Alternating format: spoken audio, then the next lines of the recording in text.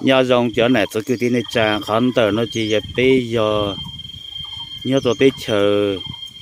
mai sân hay là giờ bây mua khán đòn đòn nổ lấy sử lâu nó cho nó chỉ bây hồ sử lâu nó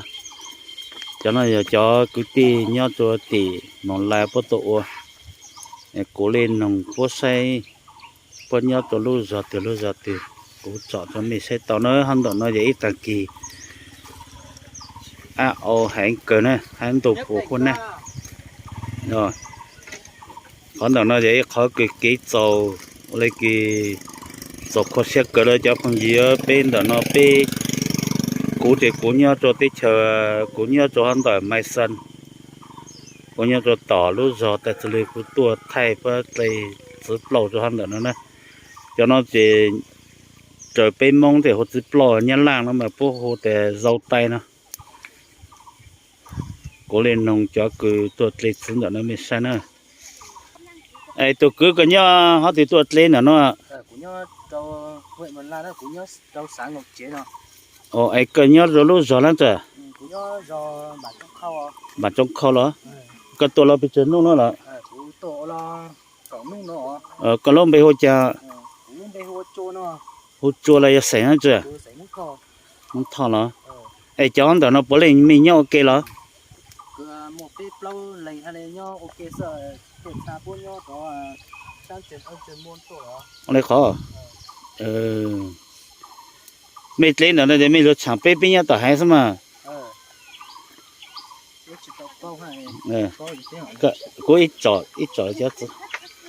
nhớ rong cho tự chế rong lên nó xong rồi thì lúa rong cầu lên cái thì tụt rong cầu cửa nhiều lúc là nó chép phong gì nhớ rong tôi làm gì cái lông bèo chờ khai mà cái gì xảy ra chưa cái gì nhớ cho ok thì cái tôi bắt tan là giờ cái nhớ cho họ thì thôi chỉ giờ cái nhớ mình nhớ lúc giờ từ này ngọt chứ nhớ rong à cho nè tôi cứ đi nè cha ha pe tê chờ nó chạy rong ôn lan lòi dạng tiêu nó pe ô cho nó tàn thọ thì cho nó cam chỉ cho nó pe tê chờ nó chạy ô chạy nhìn mua khó trên nó đâu tạm bao cho dầu tay cho cam tí cho cứ cho bó cứ ô lê nó ha nó còn nó vậy khó cứ là cái dòng xe một chỗ anh đợi cho cứ tí mong nho cho tỉ mong la bó tua lấy dầu tay đó nó cho phong gì ai tôi nản giờ mấy lấy cho chữ này mấy bộ tàu xe lấy hay là giờ bộ cú xe này nhớ tàu xe nhân chơi nhà cú hào rồi tàu xe theo cây là bọn này cú xe vậy mà bây giờ là bọn mình lấy dạng nào mong chơi yo nhà cha lu cô sẽ lấy lon nọ sẽ cái cú xe tụt gì ha dùng xe tàu bao ấy mình cho nó bữa nay nhau ok đó để cho nó sải nè bữa sẽ tiền lợi ý liệu pe plau mong cho sáu mà bữa nay mua cái này như cái tính ra như cái lưỡi một này nó làm bao nhiêu một cân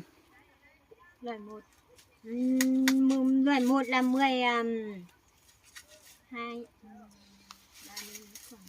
28 quả một cân 28 quả một cân tính một hộp này là cho 15 quả 16 14 quả loại này là loại to, loại mình đang làm này là loại to bữa tính cho cứ cho lù nó để ít tiền để mua cổ trâu cổ xăng tay cổ trâu cổ xăng lù ít tiền để là giàu ítอย่างnày cái ít bùa bùa bê thì theo lợi là như thế con nặng không? Cũng bình thường vâng ạ. Bình thường à? Vâng. Rồi. Chào tất cả anh em nhé. Rồi. Cái này chủ dâu tây nhá. Chữ sao nào? Chữ Lập đấy. Lập. Lọ họ Leo. Họ Leo. Leo Văn Lập, Bản Mòn có nòi Mai Sơn La. Rồi. Rất hân hạnh được phục vụ dâu tây bà con ở dưới xuôi. Đấy. Phục vụ cho bà con ở sau xa xôi nó họ nó về hái dâu tây. Đấy, làm dâu tây để phục vụ nhớ rong nè tôi cứ tin chàng khó cười lê cho sự plong đó nó chế cổ rong sai cả hai lên tuổi y hàng ở lên tuổi y cang lấy rồi y này kỳ cho mãi nó rau nữa cho nó giờ khó cứ ô ta mà cho chỉ nó chế ô giờ mong ô tôi to ta mà giờ mong gì nhiêu cho nó giờ mong nhớ lấy tuổi bớt lấy y sự hở hay là giờ y để chống hơn để bớt tính nhỏ bớt chứ cho cứ nhớ cho hắn đợi bé một lấy cho chế tạo cái cho phu nó chơi y để chống hay là giờ y sự hở là bé chụp sinh cho nó chỉ chơi sơ chỉ mới khó cứ để chơi cho cháu để đi vừa phải thôi chứ để đi là diện thì thôi hắn đợi nó tan hắn đợi nó cho bê bỏ lên giờ bộ cho hắn đợi nó bê nhỏ khu nó thì giờ khu nhỏ gì cho bê nó sản nằm bỏ hắn là giờ nhỏ sao còn nói cái mà đa số là nhỏ cho hắn đợi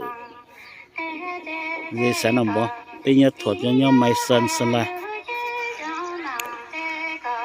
hắn đợi nó cũng cho mình nông cho cứ nhỏ sang tí xe nhỏ có tiền nữa mình cho cũng một say này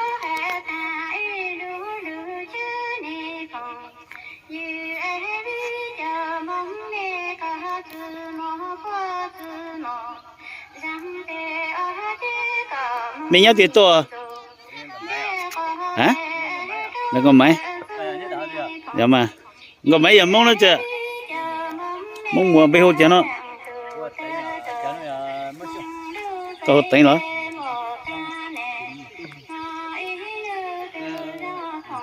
dạ mà quất lấy là dùng cầu nữa nè mấy tuổi là bây giờ nó là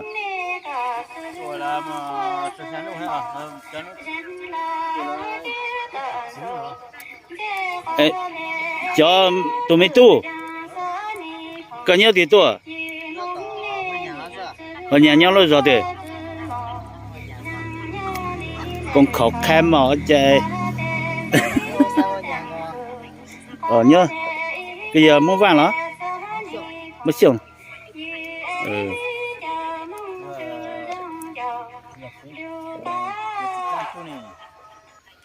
tính cho cứ nhớ tao con khó nó nói cho cứ chỉ nó chỉ có tua hơn đấy là bị mong lúc nó chỉ bị mong nhau không nổ cho tao một quá rồi bị tổ cho nó họ giờ lên thì tung cái này nó bị số dài bị chỉ bị tới chỉ cho nó nhặt cho nó cho phần gì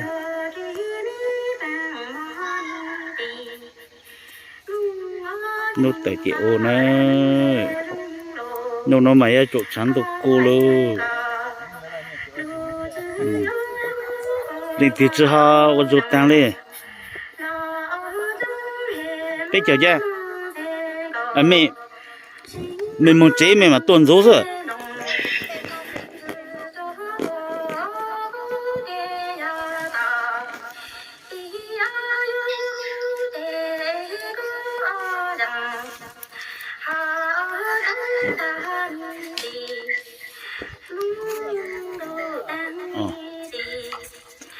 cái chỗ này bấm mất luôn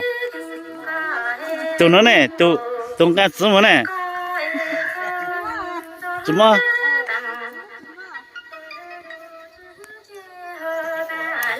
tụi mà cho phong gì ở bớt lấy tự chế mà mang ở đây nó ý xuân cháu số tao họ thôi nè mà mang ra cho chúng mà giờ ôi chính là phải quá hay bớt chút cả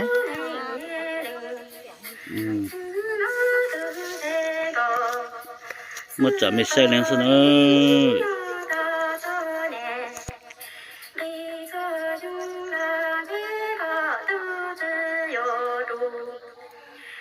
cho kênh Ghiền Mì Gõ để không bỏ lỡ